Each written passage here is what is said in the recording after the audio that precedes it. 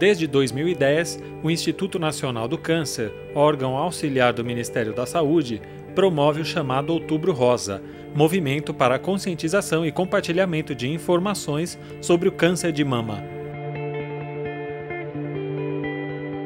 Para celebrar a data e falar sobre o assunto, convidamos o médico do Tribunal Regional Federal da Terceira Região, Dr. Alberto Ogata, ginecologista e obstetra. Eu estou aqui com o Dr. Alberto Ogata, da Divisão de Saúde do TRF3. Boa tarde, obrigado pelo convite. Bom, eu trabalho no Tribunal Regional Federal da Terceira Região desde a sua fundação, em 1989. Na verdade, eu sou o primeiro médico do quadro permanente, né? E na ocasião, o único ginecologista obstetra da Justiça Federal em todo o país, né? E eu sou ginecologista, obstetra, atendo aí as colegas do Tribunal da Justiça Federal e tenho aí ao longo desses 25 anos, né, procurado acompanhar a questão da saúde da mulher na nossa região. Na sua opinião, por que existem tantos casos da doença no Brasil e no mundo? E quais são os fatores que ocasionam o câncer de mama, Dr. Alberto? O câncer de mama ele está relacionado a vários fatores, né? A hereditariedade, a questões hormonais e a questão do envelhecimento, né? Talvez uma das questões mais importantes associadas a essa questão é que as pessoas estão vivendo mais, né? E quanto mais idade a pessoa tem, maior o risco de ter câncer de mama, né? Então, na verdade, não há um único fator associado, né? Mas realmente o câncer de mama está presente em todos os países, né? E ele é mais prevalente à medida que a pessoa tem mais idade. E o que a mulher pode fazer para prevenir a doença? Bom, o câncer de mama, na verdade, assim, de uma maneira geral, ele não tem uma prevenção, né? O que a gente diz é que a gente pode tomar medidas no sentido de realizar o diagnóstico precoce, né?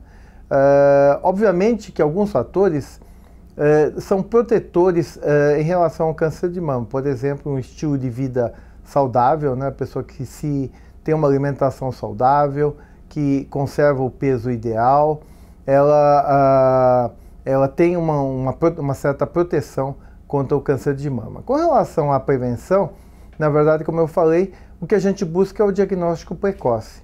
Isto é, o quanto antes se fizer o diagnóstico, maior é a chance de cura. Após constatado o problema, quais são os caminhos a seguir? Quais são os métodos de combate ao câncer de mama? Bom, a medicina teve neste campo um enorme avanço, né?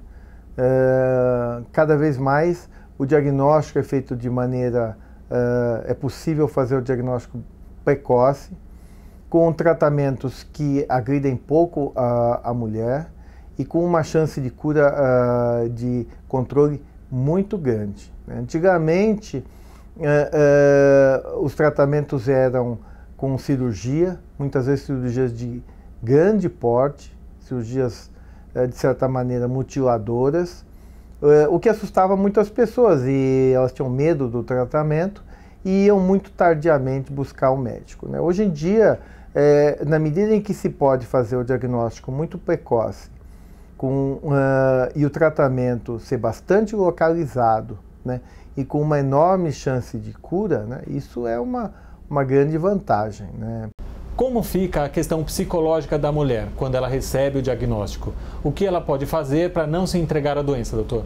Bom, como eu tinha dito, muitas vezes há ainda a lembrança na memória, na cultura das pessoas, de que o tratamento do câncer de mama é um tratamento agressivo, mutilador, em que as pessoas ficam muito limitadas, fisicamente com grande alteração. Hoje em dia é possível fazer o diagnóstico precoce com tratamentos muito mais simplificados, né? Muitas vezes praticamente sem alteração da arquitetura do órgão, ou às vezes se associando até uma cirurgia plástica imediatamente, com tratamentos auxiliares mais suaves. Então, o importante é, tendo o diagnóstico, buscar o especialista, né, para que discutir com ele a melhor abordagem. Todo tipo de câncer, não prazer, a gente evita usar a palavra cura, né? Mas o controle adequado, o controle da doença, ele é muito comum, né? Mesmo aqui na Justiça Federal, nós temos muitas colegas que se trataram, hoje estão muito bem, né? Estão trabalhando e com o controle da doença há décadas, né? O exame mais importante realmente é a mamografia, né? Se recomenda a realização anual, né? Alguns autores recomendam se iniciar a partir dos 40 anos, como as sociedades médicas brasileiras. Em alguns outros países se inicia aos 50 anos. De qualquer maneira, a mamografia é o exame por excelência no rastreamento.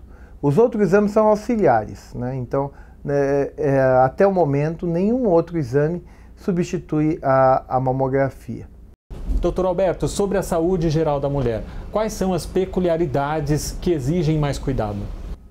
Bom, hoje em dia, as mulheres que trabalham, elas têm uma carga adicional, né, que não existia há alguns anos, pois ela junta o trabalho, muitas estudam, né, e ainda as questões de casa, né, seja cuidar dos filhos, cuidar da casa, juntando aí 2 ou 3 jornadas, né. Isso acaba afetando a questão da saúde e do estilo de vida, sem dúvida, né. Então são cada vez mais comuns as questões relacionadas a problemas do sono, questões emocionais, a depressão, o estilo de vida inadequado. A gente sabe hoje que as mulheres são menos ativas fisicamente que os homens, né?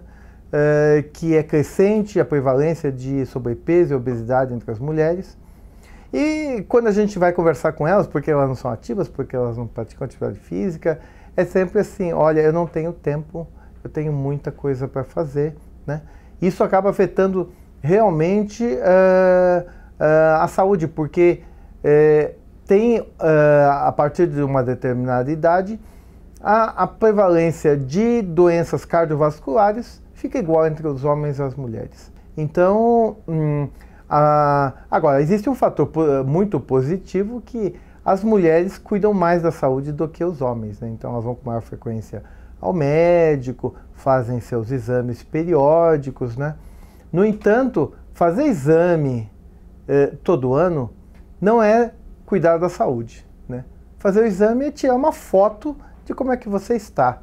Então, fazer exame anual, seja mamografia, Papa Nicolau, exame de sangue, não é cuidar da saúde. Cuidar da saúde é, no dia a dia, você buscar ser mais saudável, ter mais energia para o dia a dia, se sentir melhor, você dormir bem, se alimentar bem, ser ativo, se relacionar bem com as famílias, com os amigos, isso é saúde, né? Então esse é o grande desafio. Por isso que há uma associação muito forte entre estilo de vida e doença crônica. Então, as pessoas que comem mal, são inativas, fumam, são muito estressadas, têm mais doença cardiovascular, tem mais derrame, tem mais câncer. E para finalizar, quais são os outros cânceres comuns às mulheres? Bom, as mulheres têm, especificamente das mulheres, além do câncer de mama, ao câncer de colo de útero, né? O câncer de colo de útero que tem uma associação muito forte com uma infecção por um vírus, chamado HPV, né? Transmitido sexualmente, né? E esse é o motivo pelo qual o Brasil realiza a imunização contra o HPV em jovens hoje em idade escolar, entre 11 e 12 anos para toda a população, né? E o câncer de colo de útero, esse sim pode ser prevenido, porque as lesões precursoras do câncer aparecem muitos anos antes. E isso aparece no exame Papa Nicolau. Obrigado, Dr. Alberto, pela entrevista.